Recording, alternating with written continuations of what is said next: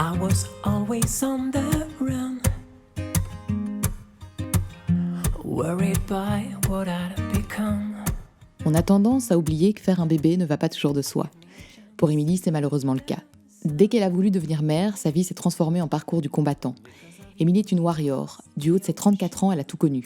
La PMA, le deuil périnatal, les fausses couches.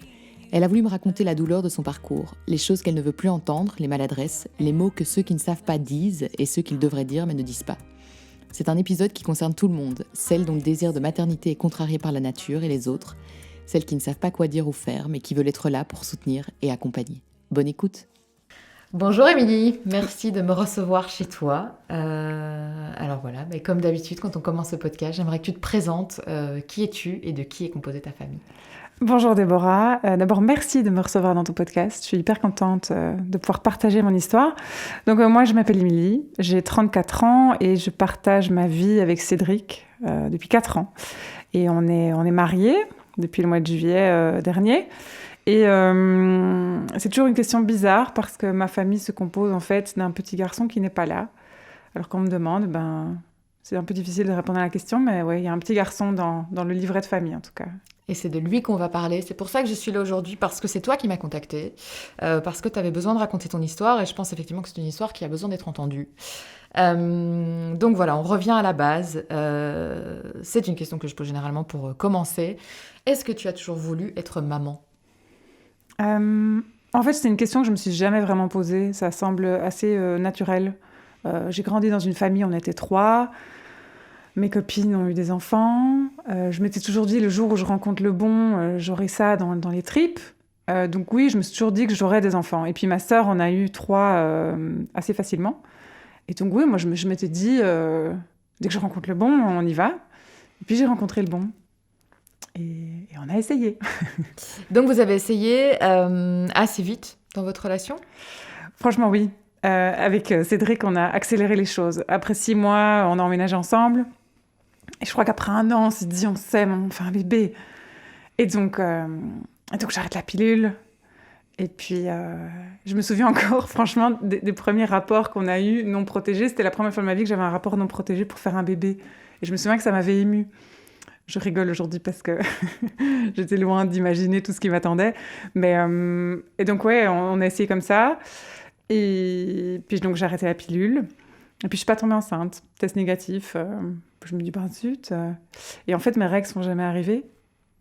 Parce que j'ai souffert d'anorexie plus jeune, à l'adolescence. Et puis, j'ai repris la pilule. Et puis, je pensais que j'étais réglée. Mais tu sais, le problème... la pilule, c'est des règles mécaniques. Donc, exactement.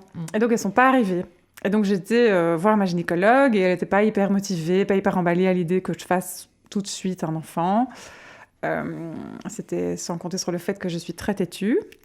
Et donc, j'ai été dans un centre de PMA pour parler de mes problèmes, en fait. Juste, coucou, j'ai pas mes règles, qu'est-ce qu'on fait ? Ça faisait combien de temps, du coup, que tu avais arrêté ta pilule quand tu as été consultée ? Quelques mois, vraiment pas longtemps, je dirais 4-5 mois. Ouais, c'est ça, parce qu'on dit généralement qu'il faut 1 an entre l'arrêt de la pilule et une idée du premier bébé, quoi, c'est plus ou moins la moyenne. Toi, tu avais envie vraiment de savoir, tu sentais peut-être qu'il y avait quelque chose qui allait pas ? Mais en fait... Dans toute cette histoire, j'ai eu un peu de chance parce que j'avais pas mes règles. Et donc, c'était le seul moyen de faire un bébé, c'était d'avoir recours un peu à un médicament ou que sais-je. C'était pas on essaye depuis 1 an, mais je suis réglée et donc on comprend pas. C'était... en fait, on croyait connaître la source du problème, en fait. On pensait, voilà, j'ai pas mes règles, c'est à cause de ça. Et donc, on a commencé des traitements comme ça. Et donc, du coup, tu commences la PMA. La PMA, exactement, ça consiste en quoi ? D'abord, je commence la PMA, mais en version soft, c'est-à-dire juste, je prends un petit médicament qui va t'aider, en fait, à ovuler. Et puis, tu as des rapports normaux chez toi. C'est juste que tu fais des prises de sang, des échographies pour voir quand tu as un follicule qui arrive à maturation, comme quand une femme ovule naturellement. Et dès qu'on voit qu'elle ovule, paf, rapport dans les 24 heures. Et donc ça, on a essayé 2 cycles, ça n'a pas marché. Et puis on a un peu abandonné, on a un peu laissé le projet de côté parce qu'après, on a déménagé. Et puis, on a changé de centre. Et là, on était dans un autre centre de PMA et les choses se sont un petit peu compliquées. C'est-à-dire qu'on arrive et disent, il faut d'abord faire des tests plus approfondis. Donc, madame, on va vous faire une petite hystérosalpingographie. Alors ça, c'est, je crois, une des pires douleurs que j'ai pu ressentir dans ma vie. Ça consiste en quoi ? Alors, pour expliquer vraiment de façon très vulgarisée, on met un espèce de produit contrastant dans l'utérus et on fait des radios en même temps. C'est pour voir si les trompes sont bouchées. Donc moi, de mon côté, les tests sont OK, il n'y a aucun problème, les trompes fonctionnent bien. Et alors, on fait un spermogramme chez mon mari. Et là, les résultats tombent. Eh ben, c'est pas bon. Et là, vous aviez jamais imaginé que ça pouvait venir de lui. Vous aviez, dès le début, pensé que c'était toi parce que tu n'avais pas tes règles. Tout à fait. Et donc, à partir de là, les résultats sont pas bons. Qu'est-ce que vous faites ? Et ben là, je me souviens très bien, le médecin dit, bon, voilà, alors on va faire une petite FIV. Et dans votre cas, monsieur, on va faire des FIVIXI.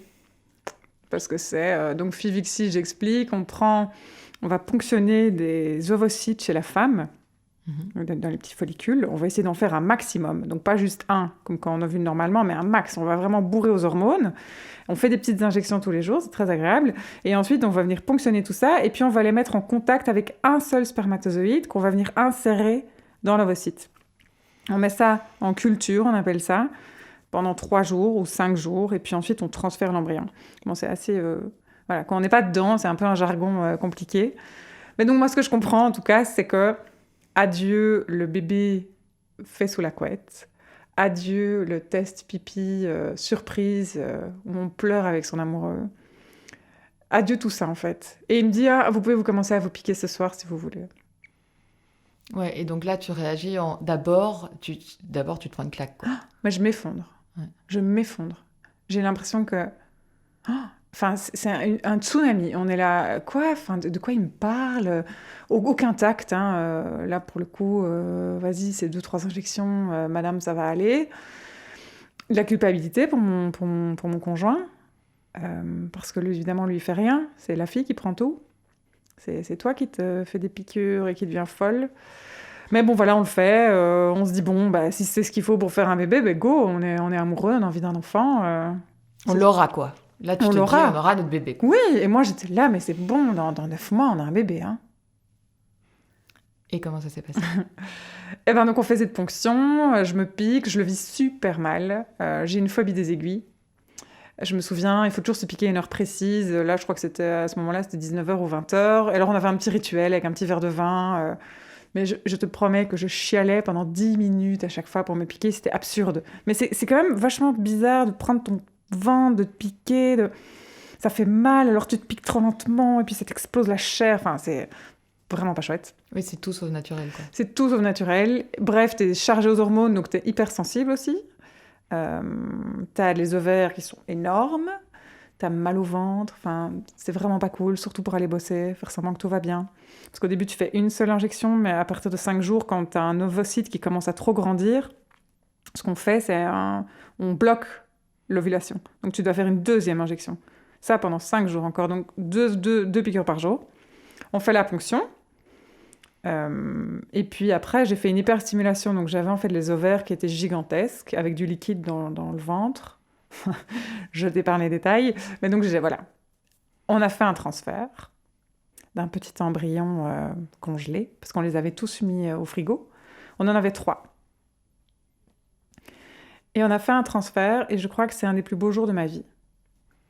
Je m'étais dit, j'ai pas droit à ce bébé couette, mais je veux que ce soit un moment d'amour, quoi. Je veux que ce soit un moment magique.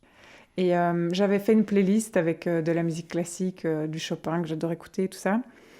Et alors, je me souviens encore de la gynécologue qui rentre et qui dit « Ah, aujourd'hui, c'est en musique ?» Je dis « Oui, j'ai envie que ce soit un joli moment. » Et c'était un moment hyper émouvant. Genre... Je crois que j'ai pleuré au moment où on est venu me le mettre parce que c'était... En fait, quand on fait le transfert, donc on te fait une échographie, justement pas pelvienne, mais sur le ventre. Et la petite madame vient t'installer un cathéter au fond de ton utérus. Et puis elle te présente ton embryon qui est dans une espèce de longue tige avec un petit liquide et qui dit « C'est bien votre embryon, il est très beau. » Et alors elle vient te l'insérer, ça fait pas du tout mal. Et puis t'attends comme ça 10 minutes allongé et puis tu peux rentrer chez toi. Et je me suis dit « Ça y est, on a fait un bébé. » Et alors, tu dois attendre pendant 12 jours les résultats. Tu deviens dingue. Vraiment dingue. Enfin, t'as l'impression que tu vas... Oui, ta vie t'arrête et t'attends plus que ça, quoi. C'est l'enfer. Enfin, je peux imaginer que toutes les filles qui veulent tomber enceinte et et qui ovulent, peut-être qu'elles attendent aussi comme ça, impatiemment. Mais parce que là, en plus, ils t'appellent, ils te téléphonent, quoi. Donc, tu vas faire une prise de sang après 12 jours et ils t'appellent entre 16h et 18h. Et moi, il faut savoir, mon téléphone est toujours en silencieux. Je ne supporte pas entendre mon téléphone sonner. Sauf quand il y a les résultats de la PMA qui tombent. Et donc, cette sonnerie, c'est... Tu vois ce numéro qui s'affiche et au son de la voix de l'infirmière, tu sais.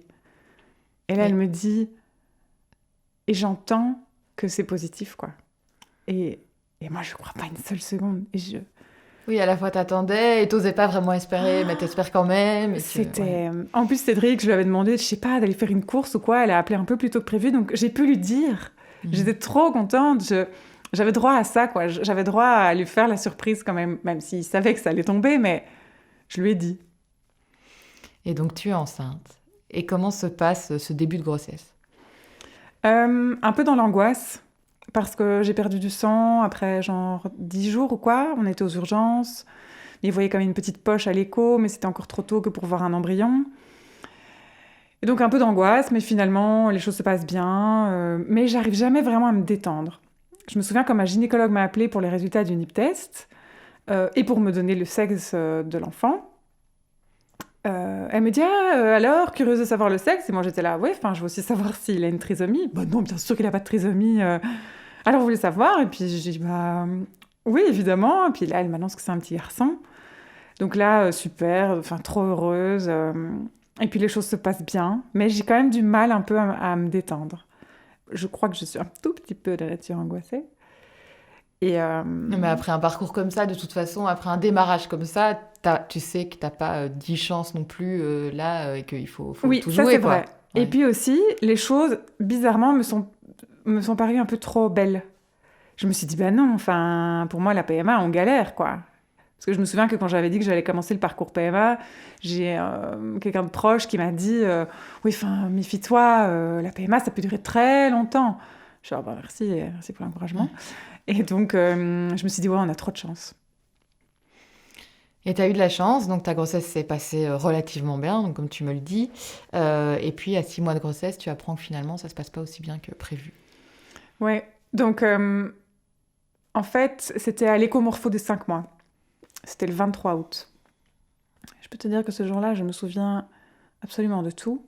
On avait rendez-vous avec une gynécologue qui est spécialisée en échographie. Donc, c'était pas avec ma gynécologue habituelle. Et je me souviens que le couple avant, ils avaient, il y avait 40 minutes de retard, j'étais énervée, on devait partir après. Et je vois ce couple sortir en pleurs. Et je dis à Ced, mauvaise ambiance ici. Et je rentre dans cette pièce, il fait super sombre, parce qu'il y a juste, tu vois, son écran qui illumine la pièce. Il fait hyper chaud. Et je m'installe sur la table, et alors elle dit, voilà, je vous préviens, je ne suis pas vraiment du genre à beaucoup parler. Je vais vraiment bien tout analyser, et je ferai des commentaires quand j'aurai terminé. Elle commence, le crâne, tout va bien, le petit visage, on rigole parce qu'il est mignon. Il baille, alors ça me fait marrer. Cédric est à ma gauche. Et puis elle passe au thorax, et puis au ventre, et puis elle repasse au thorax, et puis... Je sais pas, elle insiste un peu, elle pousse beaucoup son ventre, je me dis qu'est-ce qu'elle fait? Et puis là, elle dit, je vois quelque chose qui me plaît pas, ou quelque chose qui n'est pas normal. Et alors on dit, quoi? Et là, elle dit, je vois pas bien son poumon. Et puis, j'avoue que je me souviens plus trop, mais elle parle d'un trou entre le thorax et l'abdomen, d'intestin, de poumon, d'hernie diaphragmatique. Mais il faut faire des examens plus poussés et tout ça. Alors là, moi, je m'effondre. Je comprends que c'est grave, parce qu'elle dit c'est grave, c'est rare. Et je me souviens que Cédric, à côté de moi, lui, il tombe. Tout à coup, tout devient très sombre. Ce qui était supposé être joli et doux et rempli de vie, en un coup, c'est une sorte de... Ouais, tu bascules dans un truc que tu n'avais pas vu venir, que personne peut voir venir, en fait. Ah non, non, non. Ton espèce d'insouciance disparaît un claquement de doigts. Un mot et c'est fini. Hernie diaphragmatique. Donc elle continue son examen. Et puis elle dit il faut faire une amyosynthèse ou un truc comme ça, bref, une ponction du liquide amniotique. Est-ce que vous donnez votre consentement? Ben oui, bien sûr, à partir de ce moment-là, tu es en mode automatique. Hein. Donc ma gynécologue m'appelle Enfin bref, on quitte de là, on est complètement perdu dans la rue. Vraiment, je me souviens, on savait plus où aller, c'était l'enfer. Ma maman savait que j'avais rendez-vous et elle voulait savoir comment ça avait été. Et donc je l'ai appelée. On avait beaucoup de retard et je me suis effondrée, quoi. Et,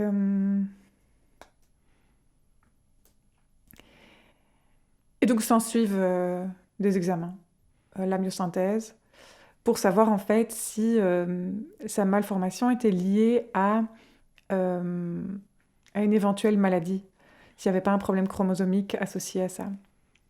Et en plus, on devait attendre les résultats qui allaient tomber 3 semaines à 1 mois après. Et donc là, on a commencé à faire plein de rendez-vous à gauche, à droite. On était dans 2 centres pour avoir des avis différents. À chaque fois, on nous parlait d'une hernie diaphragmatique légère, donc tout à fait opérable, avec un certain pourcentage de réussite.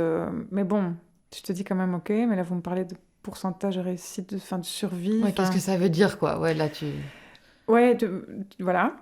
Et puis, un jour, on fait une écho habituelle, comme ça, avec ma gynécologue pour un peu voir. Et là, elle me dit, ah oui, mince, en fait, vous avez un placenta presque prévia avec insertion filamenteuse du cordon, je ne sais plus quoi. Ça craint, il va falloir faire une césarienne à 34 semaines. Et là, on redemande les avis médicaux, et là, ils disent, malheureusement, avec un si petit, c'est vraiment un prématuré, ce serait encore plus risqué, mais on peut quand même tenter, quoi. Donc nous, on y croit jusqu'au bout, sauf que les résultats de l'analyse tombent, et là, en fait, il a une délétion au niveau du chromosome 1. C'est très compliqué. Alors là, il faut savoir, je suis face à un généticien qui me raconte son jargon, tout excité d'avoir découvert un truc, et moi, je suis là, j'ai pété un plomb, d'ailleurs, dans ce bureau. Je me souviens, j'étais hyper vulgaire, j'ai dit non, mais là, ça commence à me... Hein. Et j'ai compris ce jour-là que c'était fini, quoi. Ce petit garçon avait 3 problèmes qui n'étaient pas liés entre eux, mais qui faisaient que sa naissance était... et sa vie était vraiment remise en jeu et très, très... potentiellement qu'il aurait une vie très compliquée. Et alors, c'est horrible parce qu'on ne te dit pas ce que tu dois faire. Ils n'ont pas le droit. On te donne un peu les diagnostics, les pronostics, et puis c'est un peu à toi... Voilà, c'était une zone grise. Et donc, à quel moment vous prenez la décision de mettre un terme à la grossesse? Donc, il n'y a aucun médecin qui t'a dit, moi, je vous conseille ça. Ils n'ont pas le droit de faire ça? Ils n'ont pas le droit. Ils n'ont pas le droit. Oui, ce serait... Ils n'ont pas le droit, mais on l'a un peu compris. Voilà, il y a moyen d'un tout petit peu... Et puis, on a écouté notre cœur aussi. T'as évidemment l'envie d'y croire et de te battre jusqu'au bout et de dire mais non, peu importe. Et puis t'es repris un peu par la raison qui dit oui, mais est-ce que ce petit garçon mérite de vivre, enfin juste de naître et d'être intubé, d'être aux soins intensifs pendant peut-être 1 ou 2 mois, de pas savoir manger tout seul, peut-être jusqu'à 2 ans, de pas savoir manger même, enfin tu vois, oui, d'avoir des problèmes je sais pas, il expliquait plein de trucs, je me souviens même plus, mais c'était vraiment l'enfer, la liste était longue. Et au-delà de ça, tous les problèmes de troubles cognitifs, du comportement, un QI qui allait peut-être être très bas. Enfin bref, plein de trucs hyper compliqués. Et donc on a décidé. Et je me souviens encore, il faut signer un papier. C'est l'enfer. Tu dois signer un papier l'acte de mort de ton enfant, quoi. Et là, il est pourtant bien vivant dans ton ventre. Et là, il est vivant. Et là, tu te dis, comment je vais faire pour... Je signe ce papier. Il me restait 5 jours, je crois, avant de le faire. Je sais plus comment j'ai fait pour vivre, dormir, respirer, manger. Je sais pas. Et voilà. Et puis arrive le jour tant redouté. Tu te présentes à l'hôpital. Comment ça se passe? Mais déjà, on avait été le jour où on a signé, on était en maternité, voir la sage-femme, elle a un peu expliqué, elle parlait d'accouchement. Moi, j'étais là, mon Dieu, accoucher, mais c'est vrai, mais... Parce que c'est un accouchement, en fait. Parce que c'est un accouchement par voie basse, exactement, c'est un vrai accouchement. Donc ouais, moi, j'étais pas préparée. Moi, j'étais encore en mode... Déjà, moi, ma grossesse s'arrête à 5 mois, même pas à 6, à 5. Enfin, Ouais, je pensais plus je sais pas, à décorer, enfin, tu vois, tu penses plus à tout ça. Et donc elle explique, si vous voulez, vous pouvez faire des photos de votre petit bébé, il existe une association au-delà des nuages. Elle me présente ce petit flyer, moi j'étais encore avec mon bébé vivant dans le ventre, je disais, mais de quoi on me parle? Tout ça me paraissait complètement aberrant, enfin ça n'avait aucun sens. Et tout ça se passe en maternité, au En milieu des maternité, mamans, en formidable. pleine forme, avec Oui, des oui, enfants en pleine forme. plein de beaux bébés en poster géants sur les murs. Et donc elle me parle d'accouchement, j'ai ok, très bien, enfin... Et je me souviens que j'étais voir une sage-femme en privé, qui m'a expliqué un peu les bases de l'accouchement. Et on a fait une séance d'hypnose, qui allait me préparer à m'apaiser au moment où on éteindrait le cœur de mon enfant. Parce que c'est ça qui est absolument abominable, c'est que mon bébé n'est pas mort in utero d'un arrêt cardiaque, par exemple. Ils ont dû éteindre son petit cœur avant l'accouchement. Et donc on est arrivé à l'hôpital le 25 septembre. Et ça a été pour moi le couloir de la mort. Vraiment le couloir de la mort. Je me souviens, j'avais pris clairement un gros calmant pour être un peu à la masse. Et là, ils font une échographie pour voir où il est placé, mais il y a un drap qui me sépare de l'écran, donc heureusement, je ne vois pas. J'avais mon mari qui me tenait la main et ma gynécologue qui était là aussi.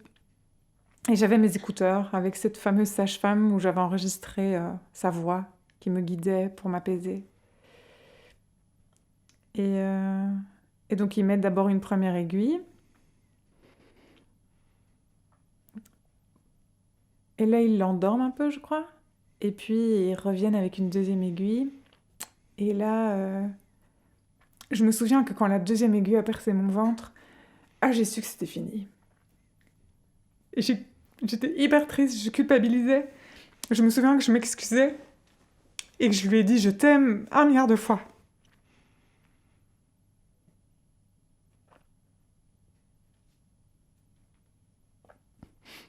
C'est juste que c'est la chose la plus improbable et la plus inhumaine que j'ai eu à faire, c'était ça. Même si je crois que c'était quand même un acte d'amour. Et en fait, ce que j'ai trouvé hyper injuste, c'est de se dire qu'il n'y avait que moi qui pouvais le faire. J'étais obligée d'aller au front, j'étais obligée de vivre ce moment horrible.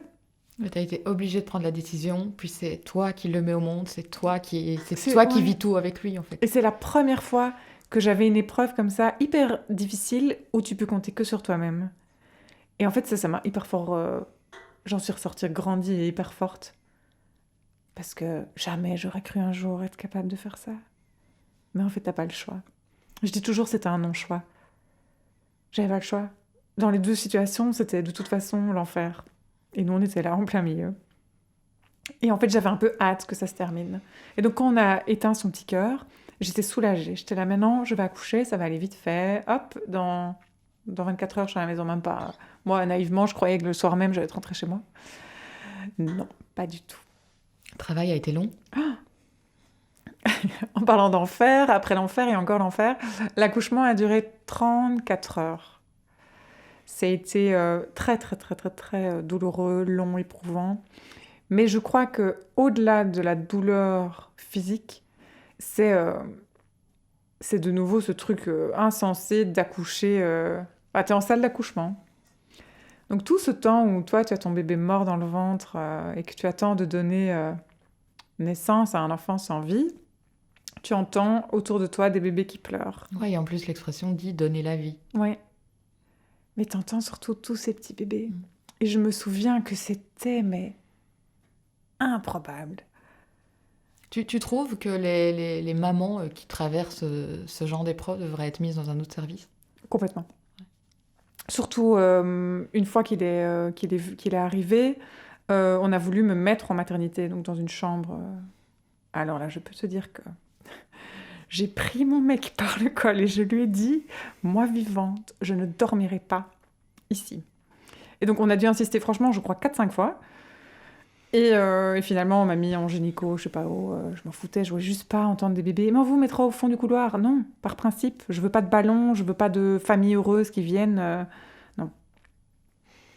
Tu as accouché, tu as eu ton petit, tu as décidé de le voir, parce que tu peux choisir. Hein, oui, donc ça aussi, ils nous avaient bien renseigné, vous avez le droit de le voir.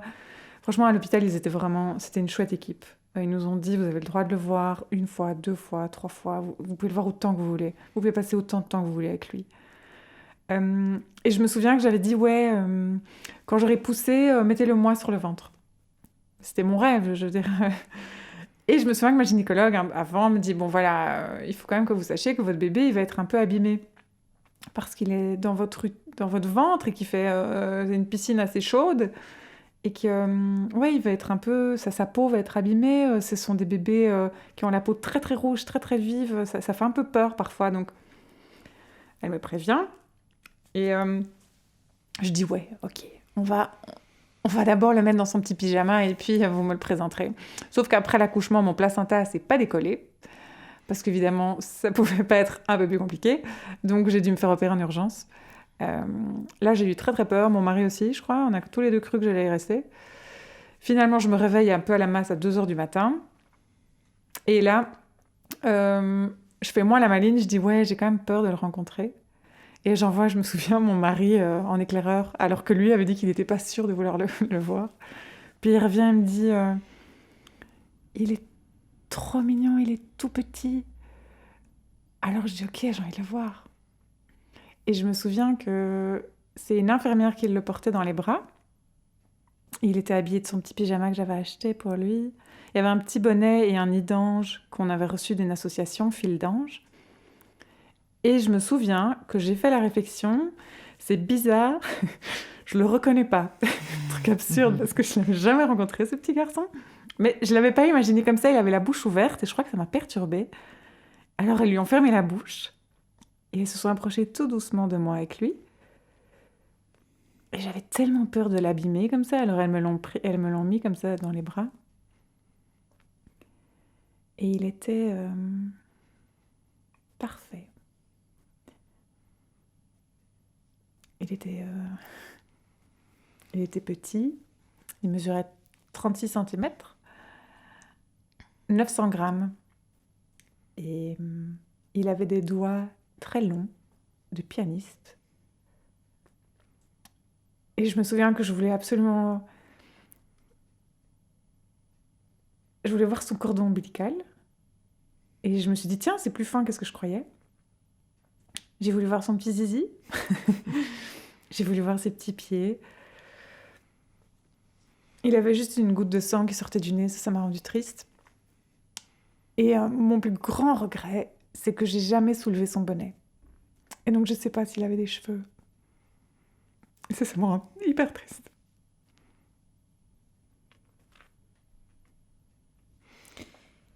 Et donc à ce moment-là, tu as ton enfant dans tes bras. Et évidemment, ça s'arrête pas là, parce que l'enfer, c'est toutes les décisions qu'ils vont prendre ensuite. Quand on s'est parlé, parce qu'avant de voir, on s'est parlé, tu m'as raconté ton histoire, tu m'as dit mon fils était encore dans mon ventre et je devais déjà choisir son cercueil. Ça aussi, c'est un truc auquel on ne pense pas quand on ne traverse pas ce genre d'épreuve. Qu'est-ce que tu retiens finalement de cette histoire que tu pourrais transmettre à d'autres mamans ? Au début, je crois que c'est pour n'importe quel deuil, on a l'impression que vraiment, on s'en remettra jamais. J'ai toujours cru que je pourrais plus jamais rire. J'ai toujours cru que je pourrais plus jamais profiter d'un seul moment. Mais en fait, le temps guérit clairement les blessures. C'est une vérité absolue. Et je trouve aussi que le deuil, c'est pas linéaire. C'est-à-dire que un jour ça va, le lendemain ça va pas, et puis ça reva. C'est pas un jour après l'autre, ça va de mieux en mieux. C'est pas tout à fait vrai. Mais bizarrement, ce qui m'est arrivé a été comme une sorte de cadeau, quoi. Il y a un moment donné où la colère fait place à la résilience. Ça demande du temps, hein. Moi, au début, on me parlait de résilience, j'étais là, mais taisez-vous tous. Mais quand ça arrive, tu trouves un sens, en fait, à ça. Ta colère se transforme juste en force et en... C'est très étrange, mais perdre un bébé, ça t'amène ailleurs, quoi. Ça te donne une force surhumaine, ça te transcende d'amour. Et donc, il faut surtout bien s'entourer, je trouve. En parler. Pour moi, ça a été salvateur, quoi. Il faut absolument en parler. Nous, on était dans un groupe de parole avec des parents qui avaient perdu un petit bébé comme nous. Ça a fait un bien fou. La douleur est universelle. L'histoire est différente, mais les mots et la douleur sont les mêmes et ça fait du bien. Parce c'est pas la même chose de raconter son histoire à une amie, c'est pas la même chose. En parler et mettre des choses en place. Moi, j'ai mis des choses en place qui m'ont aidée. Hein. J'ai écrit beaucoup à mon petit garçon, le rendre un peu tangible. Genre, j'ai fait un collier avec ses empreintes. Et surtout, bien se renseigner sur ce qu'on peut faire et ce qui est possible. Parce que moi, j'ai rencontré des mamans qui n'ont même pas vu leur bébé, ou qui l'ont vu, mais pas assez longtemps à leur goût, ou qui n'ont pas fait de photos, parce qu'on ne leur a pas proposé des photos. Et donc, ouais, il y a encore beaucoup de choses à faire quand même, d'un point de vue du corps médical, mais aussi les parents endeuillés, vraiment bien réfléchir à tout faire jusqu'au bout pour avoir aucun regret. Des petits détails, mais qui changent tout, je trouve. Tu me disais que parler est hyper important. Mm-hmm. Comment ils réagissent les gens autour de toi? Comment est-ce qu'on fait, en fait, quand on a une copine, quand on a une sœur, que nous, on a eu des enfants? Qu'est-ce qu'on dit? Qu'est-ce que tu aurais voulu entendre? Déjà, j'ai eu des gens vraiment merveilleux autour de moi. Pas tous, mais vraiment des personnes en or. Très compliquées. Je pense que le pire, c'est le silence. Parce que souvent, les gens, oui, comme tu dis, ils ont un peu peur de mal faire, d'être indélicats. Mais je pense qu'il n'y a rien de pire que de ne pas en parler. À la limite, même être honnête et dire, ah, en fait, je ne sais pas trop comment aborder le sujet avec toi. Déjà, je ne sais pas si tu veux m'en parler. Déjà, juste demander ça, en fait. Est-ce que tu veux m'en parler? Est-ce que tu veux m'expliquer ce qui s'est passé? Est-ce que... Par exemple, mon petit garçon, juste me demander comment il s'appelle. Me demander de le voir en photo. Parce que ouais, c'est mon petit garçon, en fait. J'aimerais bien le montrer aux gens. Et je ne l'ai pas tellement montré parce qu'on ne me le demande pas souvent. Et par rapport... Bon, ça, c'est plus par rapport à la perte d'un bébé. Et la PMA, il y a tellement de choses à pas dire. Mais là, on va en parler parce que ton parcours de maman ne s'arrête pas à ce petit garçon dont tu n'as pas prononcé le prénom. Non. Je ne sais pas si tu as envie de nous dire comment il s'appelle ou si c'est un truc qui est compliqué encore pour toi. Il s'appelle Elliot. J'ai mis très longtemps à dire son nom, mais aujourd'hui, je le dis avec plaisir, Elliot. Donc, ton parcours ne s'arrête pas à Elliot, il a continué. Et de nouveau, c'est pas simple ce qui se passe derrière. Donc, tu as repris très vite le parcours PMA. Ouais. Je pense que ça concerne sincèrement, je crois que quasiment toutes les femmes qui ont perdu un bébé in utero ou à la naissance veulent tout de suite refaire un bébé. Vraiment, moi, c'était viscéral. Et je pense que c'est là où j'ai vraiment voulu être maman. C'est au moment où j'ai perdu, en fait, mon bébé. Où j'ai perdu Elliot. J'étais là, non, mais moi, il me faut un bébé. Et donc, on a recommencé et je suis retombée enceinte. Donc, on a mis le deuxième embryon congelé qu'on avait. Alors là, le plus beau cadeau, c'était le 20 décembre que le résultat est tombé. Nous, on était, mais... Je me vois encore à table avec mon mari dire « Ah, ben là, c'est bon, dans 9 mois, ça, c'est pour nous. Je sens que c'est une fille. On a payé, ah, oui, on a déjà vécu le pire. Il peut plus rien nous arriver, quoi. » Et là, on se croyait invincible, genre un signe. Sauf que le 2 janvier, j'ai fait une fausse couche. Alors là, ça a été la chute absolue, parce que tu cumules le deuil de mon bébé d'avant, puis ça... enfin, voilà, c'était très, très, très, très compliqué.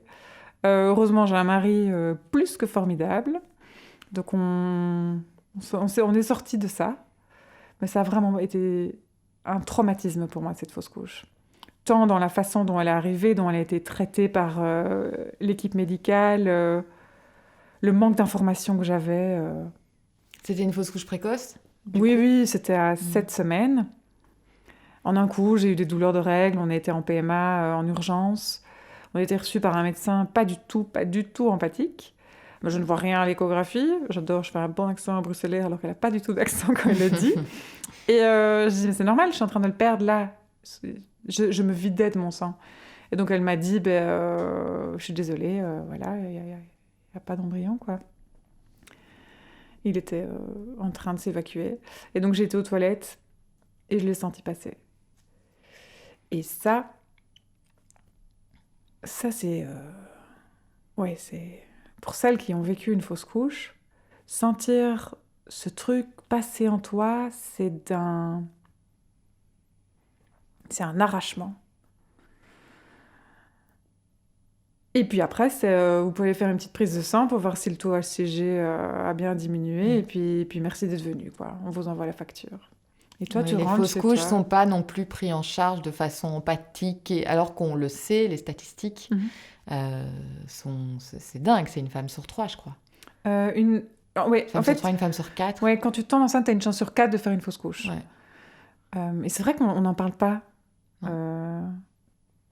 C'est un peu un non-événement, quoi. En fait, finalement, dans ton parcours de maman, de future maman, parce que c'est tout ce que je te souhaite évidemment, il y a énormément de tabous. Toi, t'as été confrontée un peu à tous les tabous. Le deuil périnatal, la PMA, la fausse couche. Ah oui, moi j'ai 3 tabous. 3 tabous, 3 épreuves. Ouais, c'est vrai. 3 tabous, et c'est tellement dommage, parce que le deuil périnatal touche moins de femmes, heureusement, même si finalement les fausses couches sont aussi considérées comme touchant au deuil périnatal, mais ouais, je comprends pas ce silence par rapport à tout ça, parce que ça fait partie de la vie, finalement. Ouais, ça fait partie de la vie. Un peu d'humanité, ça fait pas de mal. Et donc moi, je me souviens que quand j'ai fait ma fausse couche, on n'avait pas dit qu'on avait fait un nouveau transfert. Donc personne n'est au courant. Et donc, évidemment, j'ai appelé ma maman en pleurs. Et puis, je me souviens qu'un jour, j'en ai parlé avec une collègue qui m'a dit je savais pas que tu avais déjà recommencé. Et le déjà, c'est bête, mais tu vois, c'est bien la preuve que chaque mot est mal interprété. Et donc, c'est très, très difficile En fait, d'un côté, tu as envie que les gens t'en parlent, et de l'autre, les mots, t'as pas envie de les entendre, quoi. Exactement. Ouais. C'est vraiment ça. Tu as envie qu'on t'en parle, mais c'est pas juste. Alors, t'es là, ouf, non, arrête, tais-toi. C'est dingue. Il y a eu un 3e embryon implanté. Ouais, donc ça c'était... Donc il y a eu le Covid, merveilleux Covid, qui a mis la PMA en parenthèse, entre parenthèses, et ça a été très difficile. Quand ça a réouvert, on a retenté le coup, et là, négatif. Et là aussi, petite gifle. Je m'y attendais pas, à être si triste, mais en fait, je me suis dit, tiens, c'était comme si c'était les frères et sœurs d'Eliott. Ils étaient à 3 dans le frigo, et il n'y avait plus. C'était fini. Ça m'a rendu triste. Et surtout, tu te dis, tu dois recommencer les injections, la ponction. Et donc ça, on a recommencé en octobre. Ponction, on n'a eu qu'un seul embryon. Je te dis pas ma tête. Merci. Un embryon. Hyperstimulation, donc de nouveau des ovaires comme des noix de coco. Et transfert avec un petit embryon frais, donc de nouveau très émouvant, petite musique. Et bam, je tombe enceinte. Sauf que là, tout de suite, elle me dit oui, le résultat est positif. On ne dit jamais vous êtes enceinte. Ils font très attention à ce qu'ils disent. Ils disent le résultat est positif, mais le taux est très bas. Bon, bref, en gros... Ça prend pas, quoi. Ouais, enfin, moi, je n'y crois pas trop à votre histoire. Donc, tu dois refaire une prise de sang 48 heures après pour que ton taux ait doublé. Et là, ça stagne. Et puis, je recommence 48 heures après, ça augmente, mais pas assez. Bref, ça a été un jeu comme ça, infernal, pendant presque 1 mois. Et puis, on est enfin arrivé au taux où tu peux faire une échographie et tu peux voir s'il y a une poche, un sac gestationnel. Et là, il le voit. Je retourne après, on voit un embryon avec un cœur qui bat. Mais on te dit, le sac gestationnel est trop petit, donc ça va pas marcher, quoi. Mais voir ce tout petit point clignoter, si près du but de nouveau, et donc on retourne, et alors ils me disent, voilà, le cœur est arrêté cette fois, donc vous allez probablement l'évacuer toute seule. Allez, bonne journée. Et toi, de nouveau, tu rentres chez toi, et t'attends, hein. Alors ta vie est à l'arrêt. T'attends de te vider à ce moment-là. T'attends de faire ta fausse couche, donc... Et le médecin, il comprend pas. Oui, mais madame, il faut continuer à vivre. Bah non, moi je t'explique, je veux pas aller faire mon petit Deleuze, et puis en un coup, avoir des crampes, et ils ont un peu du mal... Mais le pire, c'est... Enfin, moi j'en ai parlé sur le blog, j'ai fait une fausse couche aussi il y a des années, et la sensation, oui, je crois qu'on la traverse toute au moment où on te dit ça prend pas, tu bouges plus, t'attends. Oui. T'attends que ça sorte, en fait. Oui, donc moi j'attendais. Et finalement, c'est pas venu, donc j'ai dû prendre un médicament qui déclenche des contractions. Et alors ça aussi, je m'en rappelle, j'adore ce médecin, il est vraiment très cool. Mais il a quand même un petit problème pour réaliser... Enfin, je sais pas, il est un peu... Ouais, c'est un peu comme des règles, il m'a dit. quand même, déjà, vous n'avez pas d'utérus, donc vous ne savez pas ce que c'est des règles. Et puis non, une fausse couche, c'est pas des règles. Hein. Et surtout que ce médicament, c'est une crasse. Moi, ça a un effet secondaire comme à mon accouchement d'Eliott, c'est-à-dire des frissons. J'ai l'impression que je vais crever de froid, fièvre, maux de tête abominables. Et de nouveau, tu le sens passer, et voilà. Et donc là, on en est là. Tout ça s'est passé. T'en es où aujourd'hui? Eh bien, on a décidé de changer de centre parce qu'on en a discuté. On va faire maintenant ce qu'on appelle une FIV-ICSI avec DPI, diagnostic préimplantatoire. C'est-à-dire qu'on va venir analyser les petits embryons pour voir s'il n'y a pas des anomalies chromosomiques, ce qui nous évitera une éventuelle fausse couche. Parce qu'il faut savoir qu'une fausse couche, généralement, c'est causé par un problème chromosomique. Donc, Et après tes fausses couches, il y a eu des analyses. Tu sais que c'était dû à ça? On fait des analyses Ça, c'est aussi une très bonne remarque que tu fais parce que la deuxième fausse couche, on a voulu récupérer l'embryon. Donc, je te dis pas comme c'est glauque aussi. Intellect, ton petit pot, vas-y. Enfin, c'est vraiment n'importe quoi. Heureusement, mon mari, il est génial. C'est lui qui fait ça. Hein, parce que moi, moi, je vois du sang, je tombe dans les pommes. Mais donc là, on n'avait rien trouvé. Et la première fausse couche, ce qui est trop dommage, c'est que j'étais à l'hôpital et que le médecin n'y a même pas pensé.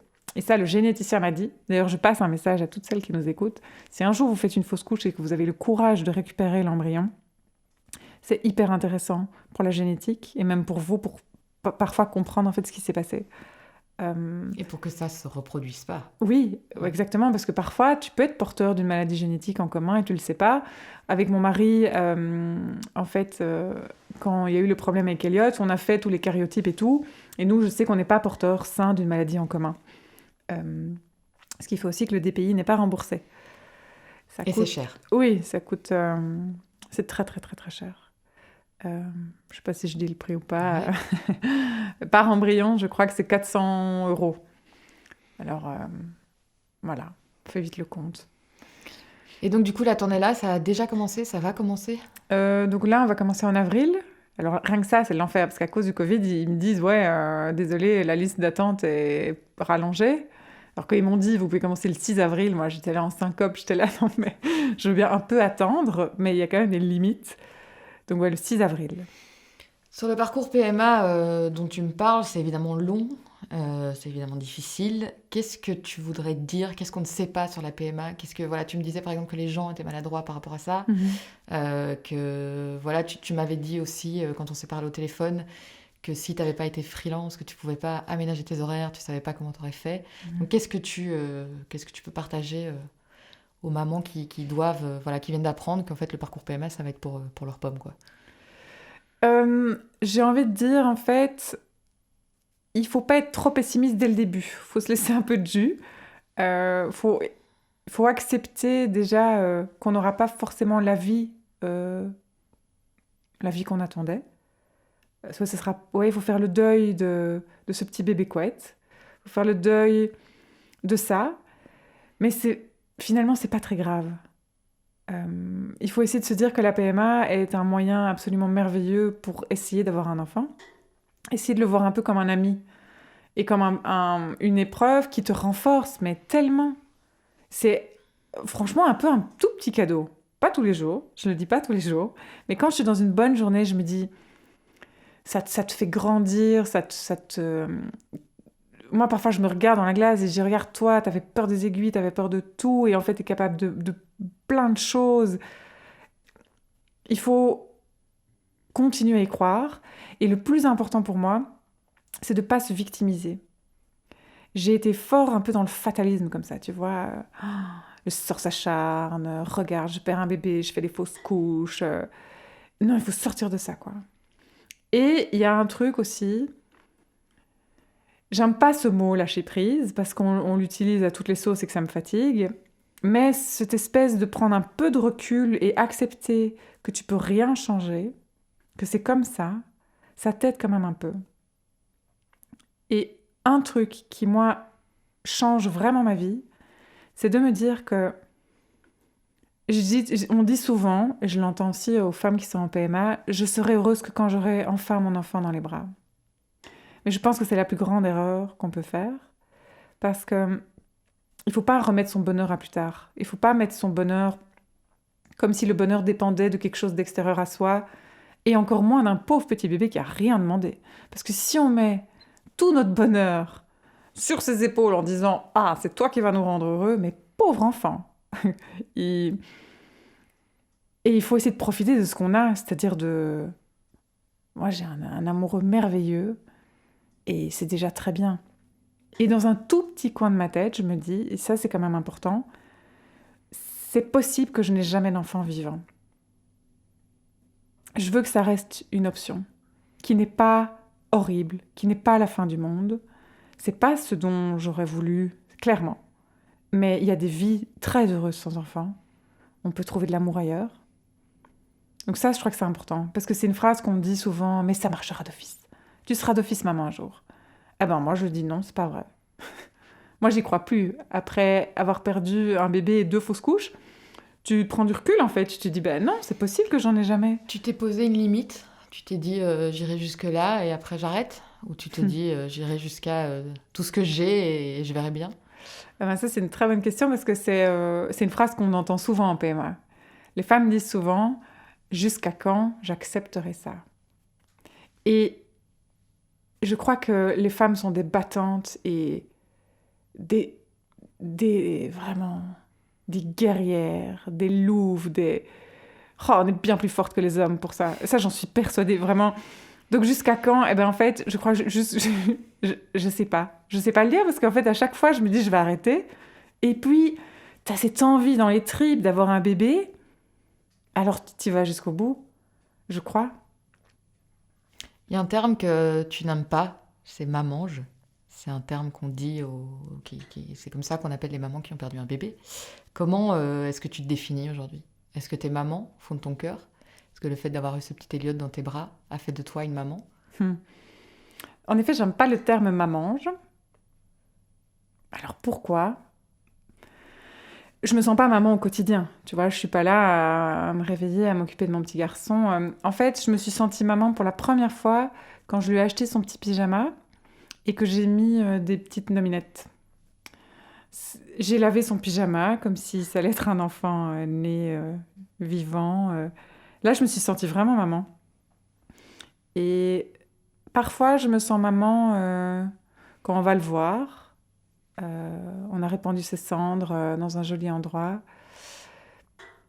Mais ouais, je me sens pas mamange. Et c'est très difficile quand on m'a déjà demandé, vous avez des enfants? Et je suis là, oh, qu'est-ce que je réponds? J'ai l'impression que si je dis non, je le trahis. Et si je dis oui et que je commence dans des explications, de nouveau, comme c'est un peu un tabou, ça va, les gens vont être là, oh là là. Alors je vois la tête. Et je suis là, zut, j'aurais mieux fait de me taire. Mais c'est plus fort que moi, je suis comme ça. Et donc, je dis parfois, ça m'est déjà arrivé de répondre oui, j'ai un petit garçon, mais il est plus ici. Il est parti. Enfin, il est... Ouais. Tu vois, c'est difficile de dire un enfant mort, par exemple, tu vois. Moi, j'aime pas dire Elliot est mort. Moi, j'aime bien... par exemple, je trouve ça plus joli né sans vie que mort-né. Mort-né. C'est horrible, mort-né.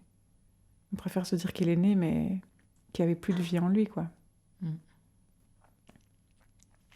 Parmi les choses qui t'ont aidé et qui t'aident encore, c'est les podcasts, vu qu'on est dans un podcast.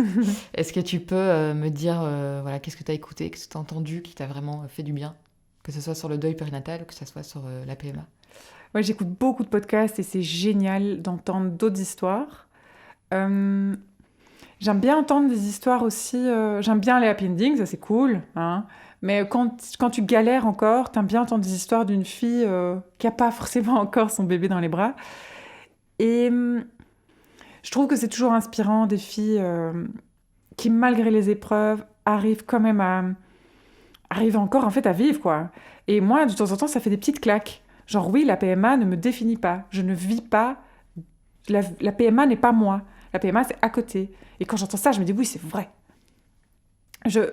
Parce que c'est vrai que quand on est dans un cycle PMA, avec les injections, les rendez-vous et tout, en fait, on pense qu'à ça. On ne pense qu'à ça. Et de temps en temps, j'ai envie de dire à la PMA, non, maintenant, tu me fous la paix. Et je te mets de côté et je respire. Je suis un être humain, je suis une femme avec un corps. Et ça fait du bien. Et donc moi, par exemple, les podcasts PMA m'ont quand même aussi un peu aidé à à me sentir comprise, avoir l'impression d'appartenir à un énorme univers de PMA, parce que moi, dans mon entourage, il n'y a personne qui est concerné par le sujet. Et ça m'a aussi, je crois, aidé à prendre des distances, à pouvoir un peu en rire et à accepter de faire des pauses. C'est la première fois de ma vie que là, je fais une vraie pause PMA qui est décidée, pas vraiment par moi, mais que j'accepte entièrement. Et dans les podcasts, il y a pas mal de filles quand même qui disent que c'est important, ça. Oui, tous ces podcasts sont juste sublimes, en fait, je trouve. Et puis, ça aide à parler de tout ça, parce qu'on n'en parle pas. De temps en temps, il y a un petit article qui sort parce qu'une star a perdu son bébé, alors on parle de deuil périnatal pendant 2 semaines à travers le monde, et puis hop, ça s'essouffle. Il y a une autre chose dont on ne parle pas, tu m'en as parlé brièvement, donc tu as un mari formidable. Comment est-ce que le couple traverse ça? Comment est-ce qu'on épargne son couple? Parce qu'on veut un enfant, mais on est toujours un couple amoureux. À la base, le socle, il est là. Exactement, à la base, le socle est là, et c'est clair que... Moi, je dis toujours à Seth, j'ai l'impression qu'on a eu 100 vies, qu'on a 90 ans, et qu'on... Ouais, on a vécu tellement de trucs. Comment est-ce qu'on survit à ça à 2? Mais déjà, il faut avoir de la chance d'avoir un homme à l'écoute, très tolérant, très patient. Mais je pense que la clé, c'est de juste parler, de dire ce qu'on ressent, d'accepter le chagrin de l'autre, parce qu'il faut aussi savoir l'entendre et le cueillir quand toi, tu es aussi touché par tout ça. C'est parfois très compliqué, c'est un peu tu vois, on se balance nos chagrins mutuels. Mais je dis toujours que tous ces deuils, finalement, on les vit encore mieux à 2, enfin, je sais pas comment expliquer, mais on est tous les 2 concernés de la même façon par ce chagrin. C'est pas comme si Cédric perdait un membre de sa famille, que je pouvais juste être là pour l'épauler. Là, en fait, on est à 2. On est un peu l'épaule de l'autre, quoi. Et pour sortir de ça, il faut aussi s'accorder des moments un peu de repos. Ne pas s'oublier en tant que couple. C'est très, très compliqué. Mais ça fonctionne, quoi. Tu vois, un chouette resto hors Covid. Un voyage. Nous, on a fait quand même un beau voyage à Bali après la mort d'Eliott. Genre 2 semaines après, on est partis pendant 2 semaines. Déconnectés, quoi. Et se protéger l'un l'autre. Et se rappeler aussi qu'un couple, c'est toujours faire l'amour sous la couette, même si on n'y a pas droit pour le bébé. Exactement. Parce que ça aussi, j'imagine que c'est compliqué. Alors ça, c'est un truc ultra tabou. On parle jamais de sexe entre mamans, mais c'est vrai. Non, mais vrai. c'est important de dire aussi que, Ouais. que c'est ça aussi un couple, quoi. Ouais. Et j'imagine que c'est tout un travail de se dire, quand on veut un bébé, c'est pas là qu'on l'aura, mais que ça doit toujours faire partie de la vie. Mais justement, ça a un côté un peu qui est chouette et magique, c'est que nous, il n'y a pas cette espèce d'obsession, j'ovule, viens, il faut faire l'amour pendant 3 jours et machin. C'est par pur plaisir, c'est beaucoup plus... naturel. Beaucoup plus naturel. Après, clairement, je ne vais pas le cacher, mon corps est vachement meurtri. C'est très violent, la PMA. C'est des échographies à tout va, là, à 7h du matin. D'ailleurs, ça me fait toujours rire quand il dit « Attention, c'est froid ». Je dis « Vous inquiétez pas, c'est pas le froid qui me dérange, hein, c'est la longueur du bâton, comme ça, dès le matin. » Enfin, tu vois, c'est plein de trucs comme ça. Et puis même moi, l'image, le corps et tout, c'est compliqué, quoi. Pour tout, pour ta peau, pour tes cheveux, enfin, c'est quand même des hormones assez importantes que tu donnes comme ça à ton corps. Et j'avais tendance à foncer toujours tête baissée, non, moi j'y vais, moi je continue, je m'en fous. Et en fait, je crois que mon corps est bien content là de faire petite pause tranquille, bien méritée. Qu'est-ce qu'on peut te souhaiter du coup pour cette année? Que ça prenne? Le Oh. 6 avril, c'est ça? Le 6 avril, on commence les injections. Ouais. Alors, qu'est-ce qu'on peut me souhaiter? Je dis même plus tomber enceinte, parce que je t'avoue que j'ai peur d'être enceinte. Pour moi, être enceinte, c'est plus un monde merveilleusement rose et joli. Mais je voudrais juste un bébé vivant. Trouver surtout de la paix, en fait. Et je commence vraiment à la trouver. Je vois de la lumière, j'arrive à plus être dans ce truc, mes petites pantoufles de chagrin. Et ça fait du bien. Bah merci Émilie pour ton honnêteté et tes confidences. Et voilà, on pensera fort à toi du coup. Merci beaucoup. Merci. Quand j'ai coupé le micro, on a continué à discuter avec Émilie. Elle s'est rendue compte qu'elle avait oublié de me dire à quel point les grossesses des autres femmes lui font du mal. Elle m'a demandé si je pouvais ajouter un message à la fin de cet épisode pour vous en toucher un mot. J'ai hésité, ne sachant pas trop comment formuler les choses. Mais ce n'est pas mon histoire de maternité, c'est la sienne. Et si c'était important pour elle, ça l'est pour moi aussi. Émilie m'a dit qu'elle était jalouse des grossesses des autres et qu'elle s'en voulait de l'être. Dans un long message qu'elle m'a adressé, elle me dit « Le pire, c'est de s'en vouloir d'être jalouse, de culpabiliser alors qu'on doit déjà survivre à son propre chagrin et aux épreuves terribles d'un parcours PMA qui engendre bien des désillusions. » Elle sait que d'autres femmes touchées par la PMA, le deuil périnatal, les fausses couches, ressentent la même chose qu'elle. Quand je suis confrontée à une annonce, je ne peux pas me réjouir, me dit-elle, c'est impossible. C'est le rappel violent d'un désir d'enfant inassouvi. Elle m'explique que cette jalousie, elle n'en veut pas non plus. Elle s'impose à elle. Émilie voulait juste vous dire que cette jalousie ne faisait pas d'elle un monstre d'égoïsme, mais elle aimerait que ce sentiment difficilement avouable soit entendu. Émilie demande aux mamans heureuses, celles dont le ventre s'arrondit et qui ont envie de crier leur bonheur sur tous les toits, de ne pas juger la jalousie de celles qui ont du mal à concevoir un bébé. Ne nous jugez pas, on souffre déjà assez comme ça. Merci pour elle d'avoir écouté ce message jusqu'au bout.